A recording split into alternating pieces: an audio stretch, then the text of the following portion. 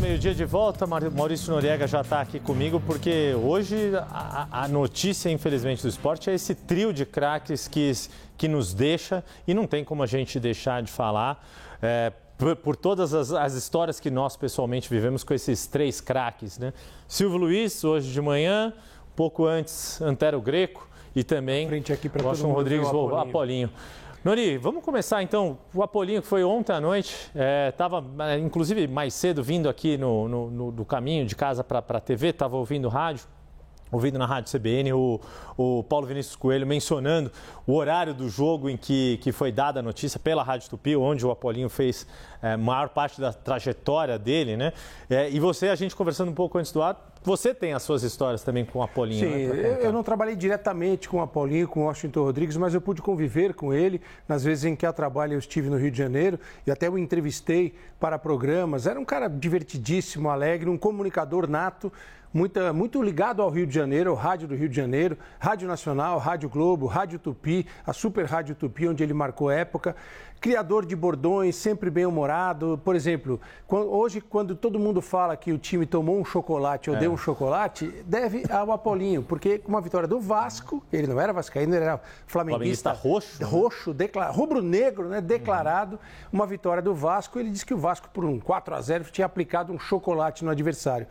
Esse é o segredo do grande comunicador, né? Os bordões vão para as ruas, eles ganham o dia a dia. E o Apolinho fez muito isso, chegou a treinar o Flamengo mais de uma vez como treinador, muito amigo do Romário, foi técnico do Romário. Marcou, esse sorriso que a gente vê na imagem era muito do que ele levava para as transmissões. Muitas vezes as pessoas que estão em São Paulo talvez não relacionem a narração do Apolinho, porque nós tivemos muitos narradores marcantes em São Paulo também. Sim. Mas no Rio e em todo o país ele foi e sempre será lembrado como um gênio da comunicação no rádio esportivo. Pois é, aí, enfim, né, e acho que tem outra marca, né, dos três aqui, que é isso, que é o sorriso. É um dia triste, como o Ben já falou agora há pouco, ali nas diretas dele, mas todos eles com muita alegria, né? E aí vou eu também fazer relato aqui pessoal sobre o Antero Greco. Não usei o My Friend só porque o Paulo Soares, o amigão, sempre o chamou assim. Porque o Antero era meu amigo de fato, a gente conviveu anos no Estadão. Tenho as minhas histórias, né? Enfim, né? Eu publicamente posso falar aqui que sou corintiano, né? O segredo de Polichinelo, que o Antero Greco era palmeirense, né? E a gente sempre se sacaneava nisso no jeito mais legal possível. E várias vezes, né, o Antero volta e meia apostava ali com um dos contínuos lá do Estadão, em Corinthians e Palmeiras. Se o meu time ganhar, você vai botar a camisa do meu time. E toda vez, juro, toda vez que o Corinthians conseguia ganhar do Palmeiras, o Antero ia lá, botava a camisa do Corinthians e eu falava: Antero, você fica, olha, um garbo, uma elegância e de brincadeira isso, tudo isso para dizer que assim, que o Antero era isso, era esse sorriso. O que ele fazia no ar, junto com um amigão, no Sport Center, não era tipo, era de fato. Mas melhor do que eu ficar aqui contando, né, das histórias e contar como o Antero era fantástico, melhor a gente ver um pouquinho de como era Antero Greco na bancada do Sport Center com nosso grande amigo também, Paulo Soares. Vamos ver um pouquinho desse trecho. Amigão, vamos lá, vai lá, assim, ó. Esse cara fica assim, ó.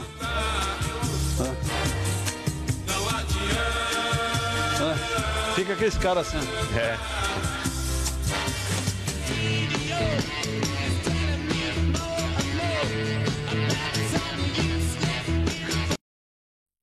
O italiano era mais do rock do que do pagode.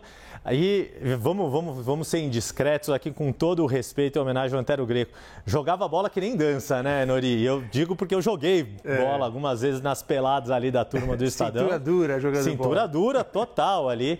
O que brilhava no texto e na hora de falar de futebol, o Antero ficava devendo em campo, mas era uma figura assim muito carinhosa, um cara muito bacana ali.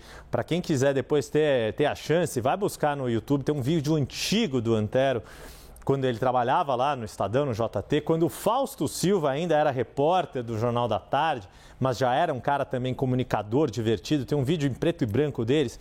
O Antero Greco parece o Rolo, personagem da Turma da Mônica, barbudão, cabelo comprido, mas divertido e também, assim, um cara muito especial ali, que vai fazer muita falta para a gente ali no conhecimento, na capacidade técnica, na qualidade de jornalista com J maiúsculo, como escreveram nossos amigos da ESPN. Ele marcou um tempo muito legal, né? Eu dividi redação com o Antero também nos tempos do Diário Popular.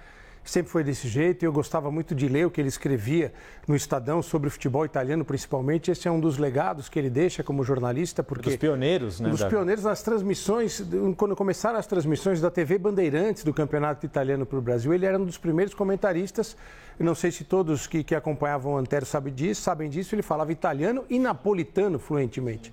Ele escrevia para jornais da Itália e tal. Então, ajudou muita gente naquele começo, porque não era como hoje, que você assiste campeonatos do mundo inteiro toda hora na televisão e na internet. Era muito raro.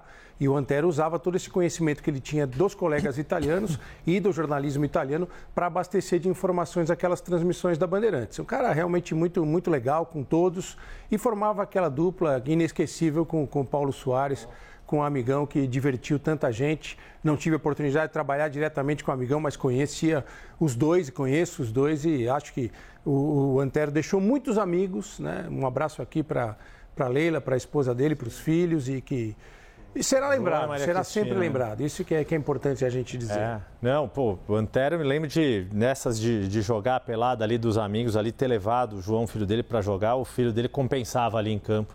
Mas o Antero vai deixar muita saudade, sem dúvida alguma. E, bom, Silvio Luiz não tem nem o que falar, né?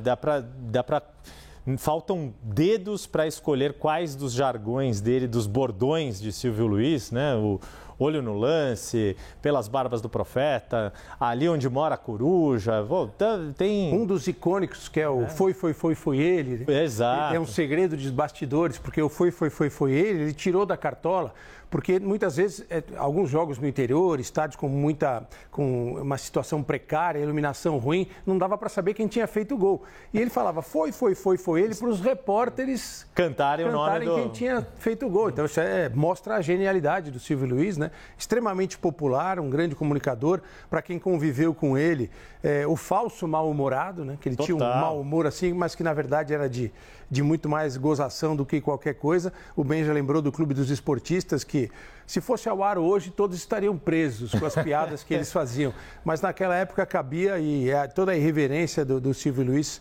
Essa imagem mostra o Silvio Luiz, porque ele foi árbitro de futebol também. Antes de se consagrar na televisão, ele atuou como árbitro de futebol e ensinou muito de arbitragem para jornalistas que trabalharam com ele. Pois é, não, e aí também de memória de infância, assim, né, já tinha Luciano do Vale, Galvão Bueno, vários grandes locutores, mas eu confesso que eu, pirralho ali, pequeno, 5, 6 anos, o que eu gostava de ouvir, o primeiro que eu gostava de ouvir era o Silvio Luiz, justamente por essa irreverência. E formou uma dupla muito legal, a gente falou da dupla do Antero com o amigão, o Silvio Luiz fez uma dupla histórica com o Flávio Prado. Sim. Na época. Inclusive eles apresentavam esse programa juntos. Depois com o China, né? Com o Juarez Soares também, que era outro grande jornalista também. Ajudaram muito a contar a história do esporte brasileiro, do futebol brasileiro. E não serão esquecidos, com certeza. Seduziram muitos telespectadores para gostar do jornalismo na televisão e para gostar principalmente das transmissões de futebol. Não, o Ben já também falou isso, né? O jogo podia estar ruim, mas ouvindo com o Silvio Luiz era a diversão na certa. E me lembro, né, disso de 15 anos atrás, sei lá quanto tempo atrás, na época que você não tinha os serviços de streaming, você tinha TV a cabo e tal, mas chegava tarde da redação, eu ligava no Sport Center ali, menos para me atualizar do esporte e mais para dar risada com o amigão e com o Antero. E o Silvio Luiz, ele chegou a fazer locução de videogame também, né? Sim, então, videogame. Que é para as novas gerações também ficou a marca ali, sobrevive, vai continuando ali, sendo esta referência desses bordões, o olho no lance, né? Está valendo com aquela voz, aquele vozeirão típico do Silvio Luiz. É muito... É um tempo que se vai, mas não é pra gente chorar, é pra gente dar risada, porque é o que... dar risada no bom sentido, lembrar com as boas lembranças, divertiram muita gente, trouxeram alegria. E, de novo, né, em nenhum momento deixaram de ter a seriedade, deixaram de ter a competência, deixaram de ter brilho. Apolinho, Antero, Silvio, nossa, os três devem estar fazendo uma festa, né, onde estiverem, uma resenha daquelas divertidíssimas ali que em breve a gente conta. Então, um beijo para os três, um abraço para a família dos três.